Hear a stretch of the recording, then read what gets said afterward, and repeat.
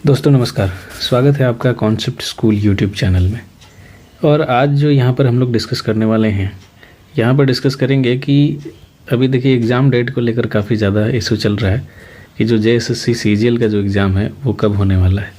तो इसके रिगार्डिंग बस एक छोटा सा इन्फॉर्मेशन है, लेकिन ध्यान ये रखिएगा कि अब आप लोग कमेंट में ये मत पूछने लगिएगा कि कहाँ से आप इन्फॉर्मेशन ला रहे हैं या कुछ भी जो भी है उसके बारे में। देखिए कन्फर्मेशन जैसे ही मिलेगा वो तो आपसे शेयर हो ही जाएगा या JSSC खुद भी बताएगा, लेकिन जब तक कंफर्म नहीं है तो कुछ चीज़ें आप देख सकते हैं कि जैसे आपको पता है कि दिसंबर में एग्ज़ाम होने वाला है, ठीक है। 16 और 17 दिसंबर को एग्ज़ाम होने की संभावना है, जो JSSC ने नोटिफिकेशन निकाला था उसमें बताया था कि 16-17 को संभावित है, ठीक है। कंफर्म नहीं है, संभावित है, ऐसा बोला था।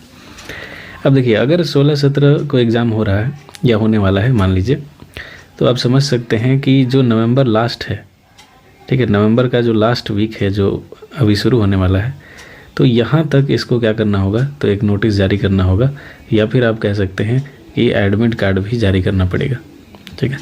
क्योंकि 15 दिन मेनली पहले आपको एडमिट कार्ड जारी करना पड़ता है। तो अगर यहाँ से 15 दिन पहले आप देखेंगे तो नवंबर के लास्ट वीक तक आपको कहीं ना कहीं से इन्फॉर्मेशन JSSC को देना ही होगा कि वो एग्ज़ाम ले रहा है या फिर नहीं ले रहा है। तो यहाँ पे आपको बस इसी बात को ध्यान रखना है, यानी नेक्स्ट वीक तक आपको इंतज़ार करना होगा और आपको देखना होगा कि JSSC क्या कह रहा है। बाकी अगर आप YouTube के चक्कर में रहेंगे तो YouTube पे काफ़ी लोग इन्फॉर्मेशन दे रहे हैं अपने अपने हिसाब से, लेकिन वो करेक्ट नहीं है। आप अगर सिंसियर स्टूडेंट है तो आपको कंटिन्यू पढ़ते रहना चाहिए, जो आप रूटीन फॉलो कर रहे हैं उसको फॉलो करते रहना चाहिए और आपको लास्ट नवंबर का यानी लास्ट वीक का वेट करना चाहिए, जिसमें JSSC खुद ही बता देगा आपको कि एग्ज़ाम होने वाला है या फिर आगे बढ़ने वाला है। जो भी स्थिति होगा वो बताया जाएगा, ठीक है। अब तो ये पहली बात हो गई।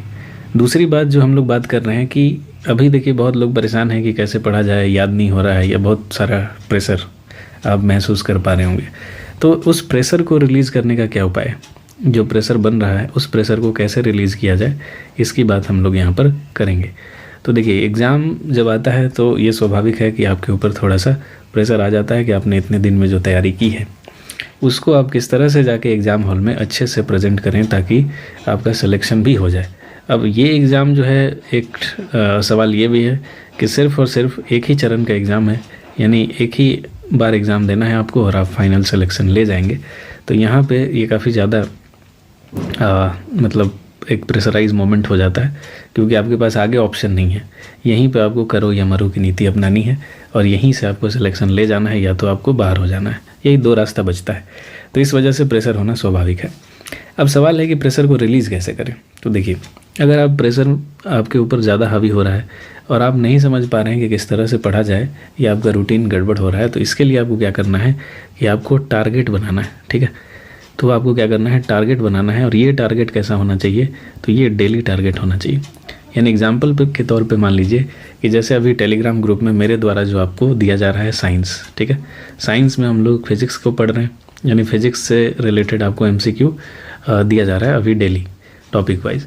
तो आप क्या कर रहे हैं कि जैसे मान लीजिए साइंस आपको करना है, क्योंकि साइंस से 20 क्वेश्चन है, तो आपने साइंस के किसी भी एक टॉपिक को आज रख लिया या दो टॉपिक को, जैसा भी है छोटा बड़ा उसको आपके हिसाब से।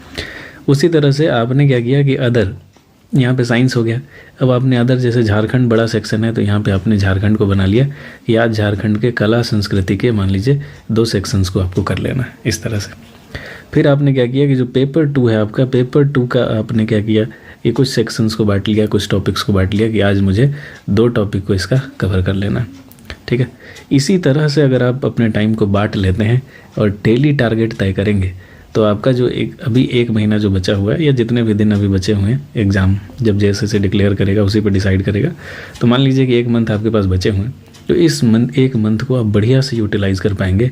और ये अगर तरीका आप अपना लेते हैं तो आपको कम समय में एक अच्छी बेहतर तैयारी भी हो जाएगी, रिवीजन भी हो जाएगा और बहुत ज़्यादा फ़ायदा भी आपको एग्ज़ाम हॉल में देखने को मिलेगा, ठीक है। ये कोई ऐसा नहीं है कि मतलब ऐसे ही आए और बोल कर चले गए, ये साइंटिफिक है कि अगर आप डेली टारगेट बनाकर तैयारी करते हैं तो यहाँ से आपको सेटिस्फैक्शन भी मिलता है, आपको चीज़ें समझ में भी आता है कि आपका जो सिलेबस है किस तरह से कवर हो रहा है, आपको दिखाई देता है, आपको समझ में आता है। और जब आपको सेटिस्फैक्शन मिलेगा ना तो आपका मोटिवेशन ऑटोमेटिक जो है अप हो जाता है, आप मोटिवेट हो जाते हैं कि नहीं अब हम कर सकते हैं आसानी से, कोई दिक्कत नहीं। इतना सारा तो कर चुके हैं, थोड़ा ही बाकी है, इस तरह का मोटिवेशन आने लगता है। तो इस वजह से आपको क्या करना है, तो डेली टारगेट का आप चुनाव करें और टॉपिक वाइज अपने टारगेट को डिवाइड कर लें और उसके हिसाब से आप तैयारी को आगे बढ़ा सकते हैं। इसमें प्रेशर लेने वाली कोई बात नहीं है। इसके अलावा हम लोग बात एक और, जहाँ तक कुछ लोगों ने पूछा है कि सेटिंग को लेकर क्या है कहानी। तो देखिए, सेटिंग को लेकर कुछ भी कहा नहीं जा सकता है, ठीक है। कोई भी बोर्ड हो, आप जानते हैं कि इस तरह का अफवाह जो है वो चलता रहता है। अब सवाल ये है कि देखिए, अगर आप सिंसियर स्टूडेंट हैं तो आपको इन सब चीज़ों से परे रहना होगा, इन सब चीज़ों के बारे में सोचना नहीं होगा, ठीक है। अब जिनको इन सब चीज़ों में इंटरेस्ट है वो इस पर बात करेंगे ही। आपको क्या करना है, तो इन चीज़ों को इग्नोर करना है, इग्नोर करने की आदत डालिए और इग्नोर करके आगे बढ़िए। अब एक पॉइंट यहाँ पर ज़रूर डिस्कस करने वाली बात है कि देखिए, JSSC का जो एग्ज़ाम है, यानी जो JSSC है या बोर्ड है आप कह सकते हैं, या झारखंड में कोई भी एग्ज़ाम आप ले लें, तो ये एग्ज़ाम क्या होता है, अनियमित हो चुका है, यानी इरेगुलर है। कभी वैकेंसी आती है, कभी नहीं आती है, कभी कैंसिल हो जाता है एग्ज़ाम होने के बाद भी। तो बहुत सारा यहाँ पे टेंशन जो है स्टूडेंट के मन में है। इसके अलावा एज को लेकर इशू, काफ़ी इशू यहाँ पर देखने को मिल जाता है। तो सवाल है कि इसका क्या विकल्प है। तो देखिए, आपको एक वैकल्पिक रास्ता रखना होगा, ठीक है। तो वैकल्पिक रास्ता में क्या है कि बहुत लोगों का जैसे मन है कि नहीं, हमें झारखंड में ही रहना है। तो अगर आप सिर्फ झारखंड के भरोसे बैठेंगे तो आपको नुकसान हो सकता है। हो सकता है कि आप बिहार में जाके फिर वापस यहाँ झारखंड में आ सकते हैं, अगर आपके अंदर इच्छा है तो, और अगर आपके अंदर क्षमता है तो वापस भी आया जा सकता है। सवाल ये है कि जिस हिसाब से JSSC अनियमित हो चुका है, या फिर एग्ज़ाम की कोई गारंटी नहीं है, एग्ज़ाम होने के बाद भी कैंसिल हो सकता है। जैसा कि आप नगर पालिका में देखे होंगे, तो कई सेंटर्स पे एग्ज़ाम कैंसिल किया गया है। तो यहाँ पे टेंशन बहुत ज़्यादा हो जाता है। इस वजह से इस टेंशन को रिलीज़ करने का एक ही उपाय है कि आपके पास कुछ ऑप्शन होना चाहिए, ऑप्शनल होना चाहिए। या तो आप बिहार के तरफ जहाँ पे वैकेंसी जा रही है वहाँ पे वैकेंसी को टारगेट करें। इसके अलावा आप सेंट्रल में SSC वगैरह को टारगेट करें, जो भी आप जिस हिसाब से आपके प्रिपरेशन है उसको ध्यान में रखते हुए। या फिर आप जो BEd वगैरह का जो ऑप्शन आज के डेट में है, इसको भी आप ज़रूर देखते रहें अगर आपके पास ऑप्शंस हैं तो। अब जिनके पास ऑप्शन नहीं है वो बिहार वाले या SSC वाले यानी गवर्नमेंट वाले में देख सकते हैं, BEd को छोड़ सकते हैं। बाकी JSSC के बारे में आपको बताने की कोई आवश्यकता नहीं है कि JSSC किस तरह का या झारखंड में किस तरह से एग्ज़ाम इरेगुलर होता है, ठीक है।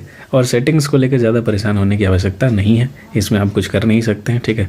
और इस पर चर्चा करके भी कोई फ़ायदा होने वाला है नहीं, इसको आपको इग्नोर करना चाहिए अगर आप सिंसियर स्टूडेंट हैं। और यहाँ पर देखिए, एक चीज़ और बता दें कि मान लीजिए कि किसी एग्ज़ाम में 100 सीट है, ठीक है। तो 100 सीट में से एग्जाम्पल के तौर पे अगर 50 सीट बिक भी जाता है या सेटिंग्स हो भी जाता है एग्जाम्पल के तौर पे, तो 50 सीट फिर भी आपके पास है। यानी इन 50 सीट के बराबर अपने आप को आपको बनाना होगा, यानी इन 50 को लेकर आपको फाइट करने की क्षमता आपके अंदर डेवलप करनी होगी, ठीक है। और आपके पास कोई ऑप्शन नहीं है, ठीक है। ऐसा नहीं आप कहिएगा कि ऐसे ही बोलने से थोड़ी होता है, लेकिन आपको करना पड़ेगा और कोई दूसरा ऑप्शन नहीं है आपके पास, क्योंकि इन 50 से आप फाइट तो कर नहीं सकते। तो आपको इन 50 के साथ फाइट करना है। यानी यहाँ पे आपको क्या करना होगा, लेवल आपको दिन रात बढ़ाना होगा। यहाँ पे और ज़्यादा कठिन परिश्रम आपको करने की आवश्यकता होगी ताकि आप इन 50 को मात दे सकें और या फिर इसमें एक सीट आप पक्का कर सकें। तो यही किसी भी स्टूडेंट के पास ऑप्शन होता है, ठीक है। बाकी और कोई ऑप्शन नहीं है। इसके अलावा कई लोग जानबूझ के आपकी तैयारी को ख़राब करने के लिए भी इस तरह के अफवाह फैलाते हैं कि सेटिंग्स वगैरह चल रहा है। तो थोड़ा सा अफवाह भी होता है, तो अफवाहों से बचना है। और बाकी जो रियलिटी है वो आप भी जानते हैं, ठीक है, वो किसी से छुपा हुआ नहीं है। तो इस तरह से आप प्रेशर को रिलीज़ कर सकते हैं। उसके लिए आपको डेली टारगेट और फिर इन सारी चीज़ों को इग्नोर कीजिए, डेली टारगेट को लेकर आगे बढ़िए। बाकी एग्ज़ाम डेट को लेकर जो भी आपका डाउट है वो मेरे हिसाब से JSSC जो है वो नवंबर लास्ट में आपको क्लियर कर देगा, यानी अगले वीक क्लियर कर देगा, क्योंकि उसको एडमिट कार्ड भी जारी करनी होती है और भी तैयारियां करनी होती है। तो वहाँ से आपको इन्फॉर्मेशन पक्का वाला मिल जाएगा। इसीलिए ज़्यादा इधर उधर भटकने की आवश्यकता नहीं है। आप अपना जो भी रूटीन के हिसाब से चल रहे हैं उसको अच्छे से करते रहें, और डेफिनेटली अगर आप ये करते रहेंगे तो आपको फ़ायदा मिलेगा। बाकी YouTube पे रोज़ कोई ना कोई आपको इन्फॉर्मेशन डालता रहेगा और आप कंफ्यूज रहेंगे, इधर उधर भटकेंगे, आपका दिमाग डाइवर्ट होगा। और अगर आप उससे बचना चाह रहे हैं तो आप नवंबर लास्ट तक वेट कीजिए, ठीक है, 1-2 तारीख तक, दिसंबर तक। और अभी जो अगला वीक चल रहा है इसी बीच में आप तक ज़रूर JSSC के द्वारा पहुंचा दिया जाएगा। अगर एग्ज़ाम 16-17 दिसंबर को होगा तो, या फिर नहीं भी होगा तो भी JSSC के द्वारा कोई ना कोई नोटिस जारी किया जाएगा। और बाकी जो अगर कुछ मुझे इन्फॉर्मेशन मिलेगी तो मैं ज़रूर आपसे शेयर करूंगा। और टेलीग्राम पे जो सीरीज़ चल रहा है उसको आप ज़रूर वहाँ से आप फ़ायदा उठाते रहें। और पहले मैंने हिस्ट्री को कवर करा दिया है, हिस्ट्री के जितने भी सेक्शंस हैं इंपॉर्टेंट सभी को करा दिया है। तो अगर आप टेलीग्राम में ज्वाइन कर चुके हैं तो आपको ज्वाइन करने के बाद थोड़ा ऊपर जाना होगा, वहाँ पर मैसेज पिन किया हुआ है और वहाँ पे सारा क्विज़ आपको टॉपिक वाइज मिल जाएगा। तो आप चाहें तो वहाँ से भी पढ़ने के बाद उसको अटेम्प्ट कर सकते हैं। और जो क्वेश्चन मैंने दिया है हो सकता है यहाँ से कई क्वेश्चन रिपीट भी हो जाए। तो हम लोग क्या करेंगे कि जो क्वेश्चन पहले हो चुके हैं उनको भी लास्ट टाइम में, यानी एग्ज़ाम जब आने वाला होगा तो उसके बाद एक बार रिवाइज़ करेंगे क्विज़ के माध्यम से, ठीक है। तो इस तरह से आप फ़ायदा उठा सकते हैं और इन सारे चीज़ों से बच सकते हैं और बेनिफिट ले सकते हैं। तो उम्मीद करते हैं कि आपको चीज़ें समझ में आई होगी, वीडियो पसंद आया होगा। वीडियो पसंद आया होगा तो लाइक कर लीजिएगा, चैनल को सब्सक्राइब कीजिए, थोड़ा सा शेयर भी कीजिए ताकि चैनल और लोगों तक पहुँचे अगर आपको फ़ायदेमंद लग रहा है तो। अदरवाइज़ आपकी मर्ज़ी है। तो मिलते हैं अगले वीडियो में। Thank you so much.